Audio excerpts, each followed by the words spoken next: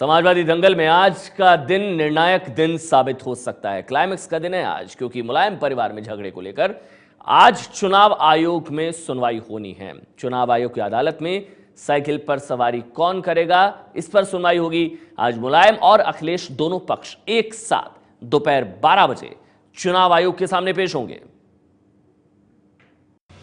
Cycle किसकी होगी, मुलायम की होगी या अखिलेश की? यूपी में चुनाव से पहले के सबसे बड़े सवाल के जवाब का इंतजार सबको है। अखिलेश और मुलायम दोनों की ओर से अपनी अपनी दलील चुनाव आयोग में दी गई है। अखिलेश गुट की ओर से यह दलील दी गई है कि ज्यादातर विधायक और सांसद अखिलेश के साथ हैं, इसलिए चुनाव चिन्ह पर अखिलेश का ही हक है। जबकि मुलायम की दलील यह है कि वो पार्टी के राष्ट्रीय अध्यक्ष हैं, पार्टी उन्होंने बनाई है, इसलिए साइकिल पर पहला हक उनका है। मुलायम ने यह भी कहा है कि जिस अधिवेशन में अखिलेश को अध्यक्ष बनाया गया वो अधिवेशन ही असंवैधानिक है। न तो समाजवादी पार्टी नाम बदल रही है और न हम चिन्ह बदल रहे हैं।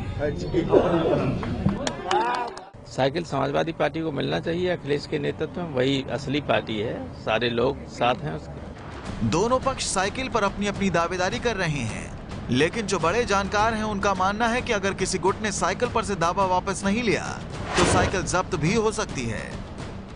इलेक्शन बिल्कुल सर पे सवार है। दोनों पार्टी ये कहेंगी कि हम नाम भी हमारे पास रहे और सिंबल भी हमारे पास रहे, जो संभव नहीं होगा। तो ऐसी सूरत में ये होता है कि पार्टी के जो सिंबल है वो फ्रीज कर दी जाती है, दोनों से ले ली जाती है और एडहॉक तरीके पे दोनों ग्रुप को एक एक एडहॉक सिंबल दे दी जाती है, टेम्परेरी सिंबल दे दी जाएगी।